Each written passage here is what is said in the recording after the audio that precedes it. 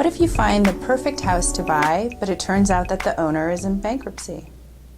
Today I'd like to talk about a few things to consider when you are looking at purchasing a property from an owner in bankruptcy. Hi, I'm Julia Way, a real estate attorney here at the law offices of Peter and Brewer. Often we will get calls about how to go about purchasing real estate that's in bankruptcy. Presently, the economy has recovered somewhat, so really there aren't that many short sale buying opportunities out there. However, the number of bankruptcy filings appears to be on the rise. So here are a few things to consider when you are observing whether or not to purchase a property in bankruptcy. The first to consider is there a mortgage? The reason being that depending on the type of bankruptcy filing, the bankruptcy trustee, will treat the asset differently if there's equity in the property. So for example, if the bankruptcy trustee is a Chapter 7 trustee, that means that they are the people that are empowered to actually sell the asset.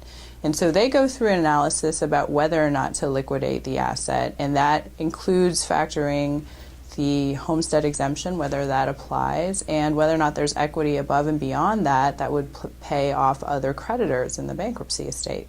Accordingly, if there isn't sufficient equity, the trustee would not be favorably inclined to actually list it on the open market and sell it, and instead would likely not object if the mortgage lender decided to seek relief and foreclose on the property instead. The other thing to consider is if the bankruptcy filed is actually a Chapter 13. Depending on how long the Chapter 13 has been going on, there might be a confirmed plan.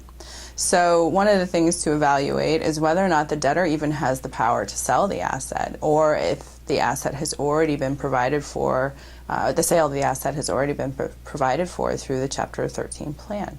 To read my blog as well as other insightful attorney blog articles, please visit www.bayarearealestatelawyers.com.